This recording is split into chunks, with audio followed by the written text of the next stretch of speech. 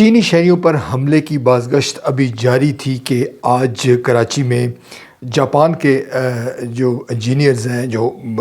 یہاں پاکستان میں کام کر رہے ہیں ان پر خودکش حملہ ہوا ہے۔ اگرچہ یہ خودکش حملہ ہماری جو پولیس ہے اور دیگر جو سیکورٹی فورسز کے لوگ ہیں انہوں نے ناکام بنا دیا ہے، مگر یہ چیز انڈیکیٹ کر رہی ہے، یہ اس جانب اشارہ کر رہی ہے کہ ہمارے ہاں جو امن و امان کی صورتحال ہے وہ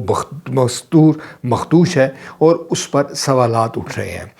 ناظرین، یہ بات بڑی اہم ہے کہ حال ہی میں جو چینی انجینئرز پر حملہ ہوا ہے اور اس کے بعد چین نے واضح طور پر پاکستان کو کہا ہے کہ وہ کوئی ایسا روڈ میپ دے اور وہ کوئی ٹھوس اقدامات اٹھائے اور ان عناصر کے خلاف بھرپور کارروائی کرے جو کہ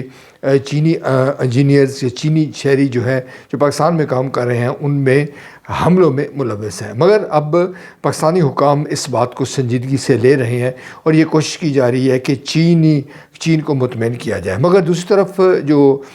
زمینی حقائق یہ ہیں کہ ہمارے یہاں امن و امان کی جو صورتحال ہے اس پر قابو نہیں پایا جا رہا، اور اگر یہ بات آپ بار بار لوگوں کو یہ باور بھی کروائیں کہ پاکستان میں دہشت گردی میں دیگر ممالک کے لوگ جو ہے وہ ملوث ہیں، تو یقیناً اس کا تدارک ہماری حکومت نے کرنا ہے اور اس کو اپنی صلاحیتوں اور اپنے اخلاص کو ثابت کرنا ہوگا۔ جاپانی شہریوں پر جو ہونے والا حملہ ہے اس نے ایک بار پھر پاکستان میں بحث چھیڑ دی ہے۔ ابھی کچھ دن قبل آپ کو یاد ہوگا کہ سعودی وزیر خارجہ پاکستان تشریف لائے تھے اور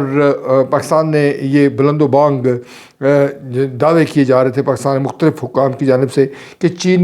چین کے بعد اب سعودی عرب بھی پاکستان میں سرمایہ کاری کرے گا، مگر یہ بات اب ایک کھلا راز ہے کہ اگر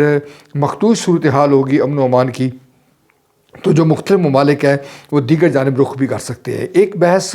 ہمارے یہاں یہ بھی ہو رہی ہے کہ کیا چینی جو انجینئرز ہیں شہری ان پر حملوں کے بعد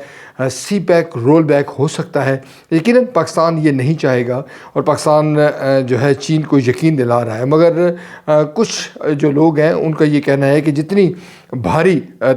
جو سرمایہ کاری ہے چین نے پاکستان میں کی ہے اس کے بعد ایسا امکان ہونا کم ہے کہ چین فوری طور پر سی پیک کو رول بیک کر کے یہاں سے پاکستان سے چلتا بنے۔ مگر یہ بات اب بھی بڑی حد تک درست ہے کہ پاکستان کی جو عسکری قیادت ہے، پاکستان کی جو سیاسی قیادت ہے، اس پر چین نے یہ دباؤ رکھا ہوا ہے کہ وہ دہشت گردی کے خلاف بھرپور یوں کارروائیاں کرے کہ ڈیلیور ہو اور امن و امان کی صورتحال بہتر ہے۔ آج جو واقعہ ہوا ہے کراچی میں اس کے بعد یہ انڈیکیٹ کیا جا رہا ہے، اس جانب یہ شواہد مل رہے ہیں کہ جو دہشت گرد عناصر ہیں وہ ملک کے مختلف حصوں میں ایکٹیو ہیں اور دہشت گردی کی کارروائیاں کر سکتے ہیں۔ خودکش حملوں کی یہ جو لہر ہے پاکستان میں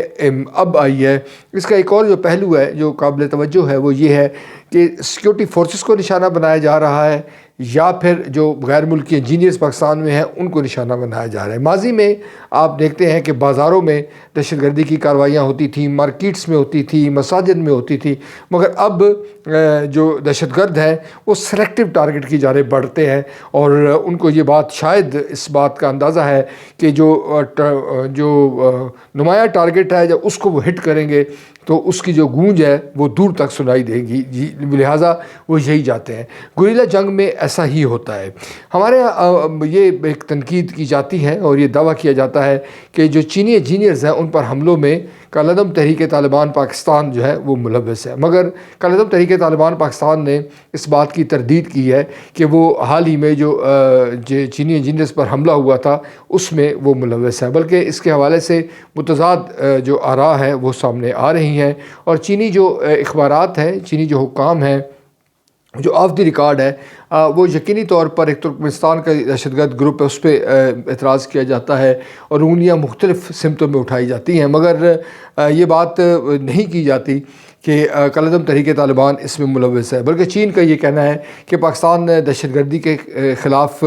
جو اقدامات ہیں وہ ٹھوس اٹھائے تاکہ امن و امان کی صورتحال جو ہے اس میں نمایاں طور پر بہتری نظر آئے۔ مگر یہ بات بھی اس پہلو سے آپ ذہن میں رکھیں